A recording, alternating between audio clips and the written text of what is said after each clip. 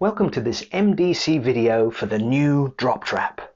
The drop trap is an extremely versatile, humane manual trap designed to allow the trapper to select which specific cat they're going to trap, but also allows you to catch multiple cats, including mothers and kittens.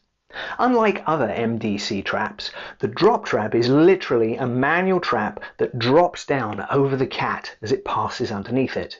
It's a collapsible trap made from black wire mesh. The reason it's collapsible is, when assembled, it's a much larger trap than other MDC traps. Being collapsible simply makes it easier to transport and carry.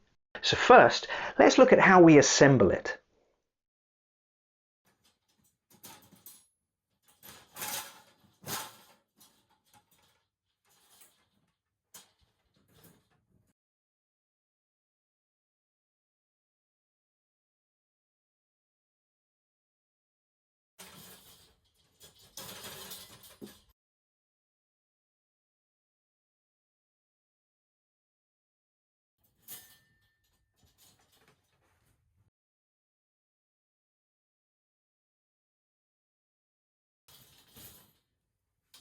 Remember, when assembling the trap, there is a gap here in the top that aligns with the transfer door. You have one here and one on the other side. So make sure that you align these when you're putting the top onto the trap.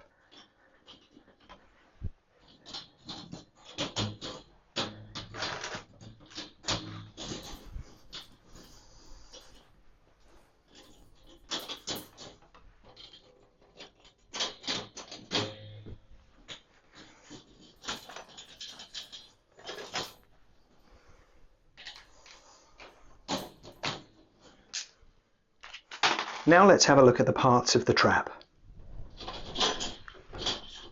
There's the prop arm. Here's the transfer door, and there's one on the other side. This is the spring hook that locks the top into place when you assemble it. There's two on the front, two on the back, and one on each side. And on the back, you have the stability plate where you put something heavy. And then lastly, the removable handles. As with all MDC traps, it's very important that you practice using the trap before you start going out to trap cats, and that you're completely familiar and comfortable with how it works. You should also check the trap over every time you're about to use it to ensure that it's properly maintained and that there's no damage and that it's in good working order.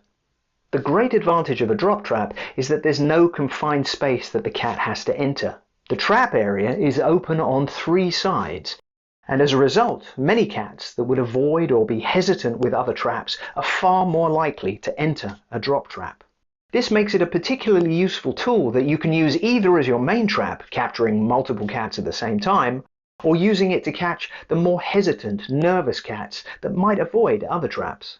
When it comes to trapping, because this is a larger trap with no floor, it's very important to choose the right position and surface to set it.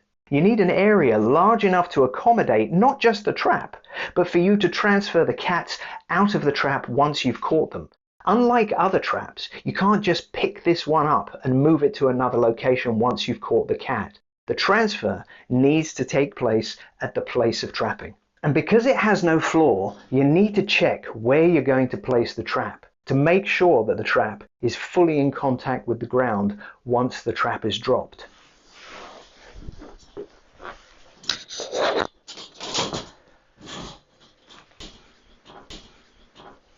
So that any cats aren't able to find an escape route through any gaps. Now let's look at how to set the trap. The first thing you'll need to do is attach the pull cord to the prop arm. It needs to be long enough and strong enough that you can activate the trap from a good distance without it stretching, breaking, or tangling. Next, find a suitable location. Check the trap base edges to make sure that there's no gaps, and then find a heavy item to place on the stability plate. This is so that when you catch the cat, the trap is less likely to move if the cat runs around. You can use something that you bring with you, like a full water container, or simply look for some rocks or heavy items near the trap site. Next, lift up the trap so it's balanced on the prop arm, like this. If you want to acclimatize the cats to the trap in advance of trapping, you can prop the trap up using something stable so that it won't inadvertently fall. But because of the open design of the drop trap, acclimatization is less of an issue than with other more confined traps. So once you've got the trap prepared, you can bait it. Now it's best to use wet cat food or even things like sardines or tuna to bait the trap, as they're the most delicious things to entice a cat into the trap. But for the purposes of this video, I'm going to be using some dry cat food. Place a large pile of food at the rear center of the trap. That way, cats eating it will be far enough into the trap, irrespective of which direction they've entered it from. It needs to be a large pile of food, because we're likely to get more than one cat coming to investigate and eat. Once the food is placed, remove any items or food that you brought with you. Make sure the area around the trap is clear, and then take the cord and carefully unroll it so that you're far enough away from the trap that either the cat can't see you or isn't bothered by you. Make sure that the angle of the cord in relation to the drop trap allows for a single pull to trigger the trap. The difference between a manual trap and an automatic trap is that you are in total control of when you catch the cat. Because of that, there's a lot of things you need to think about. Don't necessarily trigger the trap on the first cat that enters. If the first cat is that brave, it's likely to come back again later, but other, more suspicious cats will have seen it enter, eat, and leave without any consequences, and this will encourage them to be less afraid and more likely to enter the trap afterwards. As the cats get used to entering and eating, make a note of which cats are present before starting. This way you can select which ones you want to capture. Maybe there are ones that have already been sterilized and you don't want to trap them again, or maybe you want to prioritize females or an injured cat. Now, back to triggering the trap. Remember, the prop arm needs to be pulled outwards away from the trap. You also need to be sure that there aren't things like branches or rocks on the ground that the cord could snag or catch on. Before pulling the cord, look out for any other cats that might be close to the trap.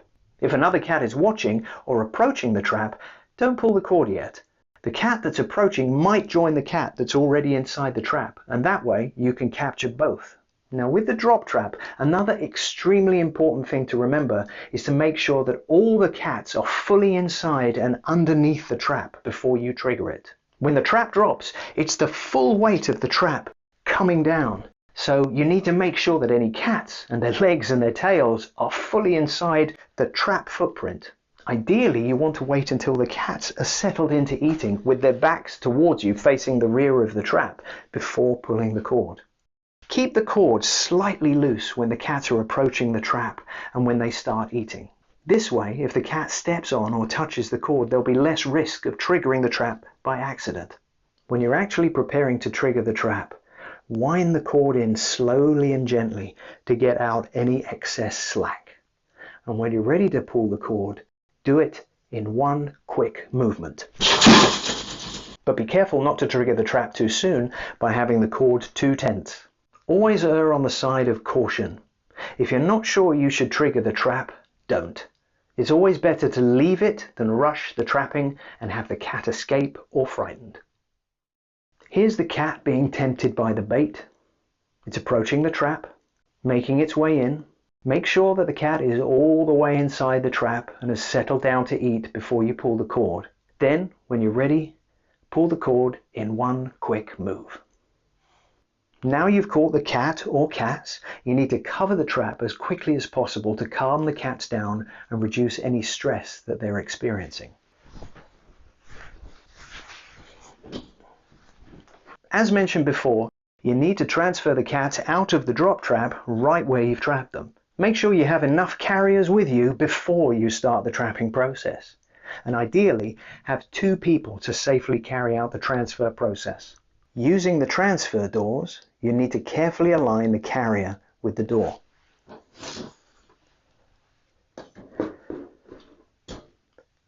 Use bungee cords to connect the carrier to the trap.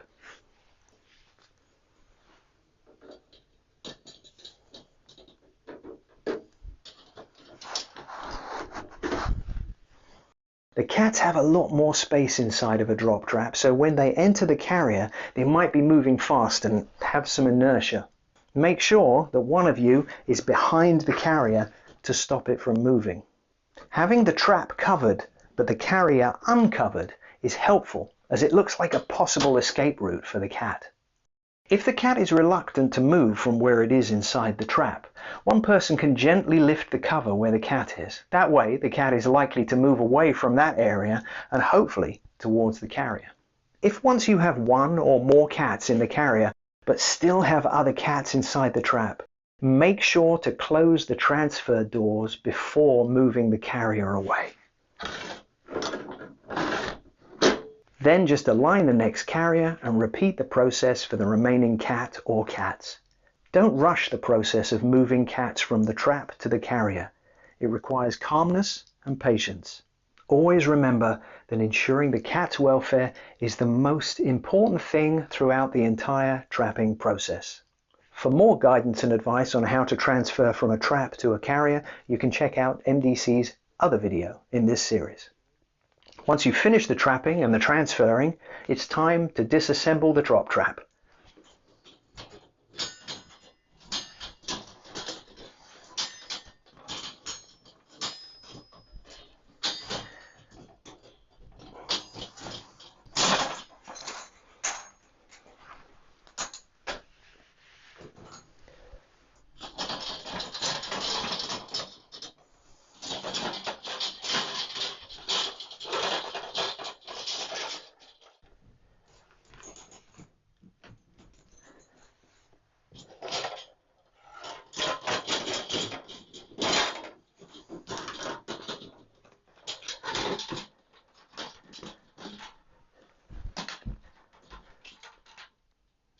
Remember to properly maintain your trap. Make sure that it's well cleaned and that there's no food residue or scent pheromones from a cat that you've trapped previously. For more information about this or any other MDC traps or equipment, visit the MDC website. And if you have any questions about the use of this trap, you can contact MDC via the email address at the bottom of this screen.